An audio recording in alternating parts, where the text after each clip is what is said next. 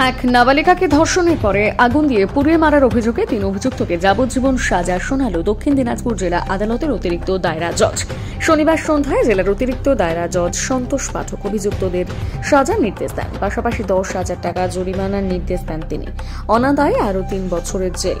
এর আগে গতকাল তাদের দোষী সাব্যস্ত করা হয়।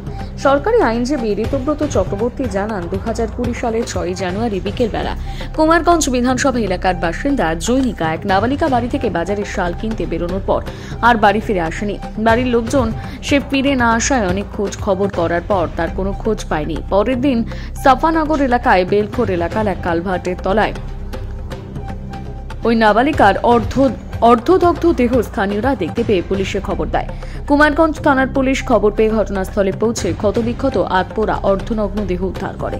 অভিযোগ ওঠে, গঙ্গারামপুর ও তপন এলাকায় 3 যুবক মিলে তাকে মোটর সাইকেলে তুলে নিয়ে যায় এবং তারাই এই ঘটনা ঘটিয়েছে বলে স্থানীয়রা অভিযোগ তোলে। পাশাপাশি পুলিশ তদন্তে নেমে একটি দোকানের চাদর বিক্রির রসিদ পায়। সেই রসিদ সূত্র ধরে পুলিশ একদিনের মধ্যে এই ঘটনার সাথে জড়িত 3 অভিযুক্তকে গ্রেপ্তার করতে সক্ষম হয়।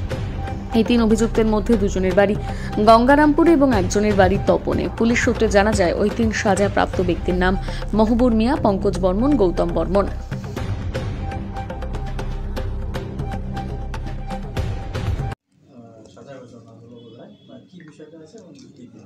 দেখুন, কুমারগঞ্জ থানার ঘটনা স্পেশাল 1/2020।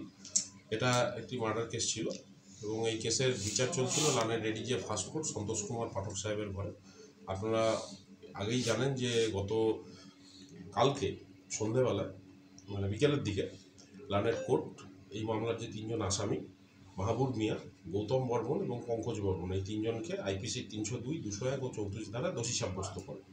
এই ঘটনাটা হয়েছিল গত ইংরাজির 6/1/2020 তারিখে সকালের দিকে কুমারগঞ্জ থানার কাছে বেলখোর মাঠে একটি মিউটিলেটেড সেমি ডিকম্পোজড একটি বডি উদ্ধার হয়। পরবর্তীকালে সেটা একটা মহিলার বডি বলে আইডেন্টিফাইড হয় এবং তারপরে স্পেসিফিক কমপ্লেন হয় এবং যেটা অভিযোগ হয় যে মেয়েটিকে হত্যা করে প্রমাণ লোপাটের জন্য তার দেহে পেট্রোল দিয়ে আগুন জ্বালিয়ে আসামিরা সেখান থেকে পালিয়ে গেছিল।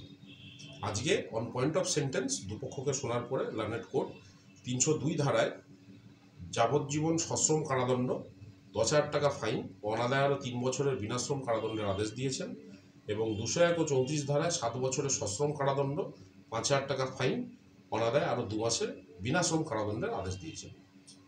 আজকে আরও একটি কেসের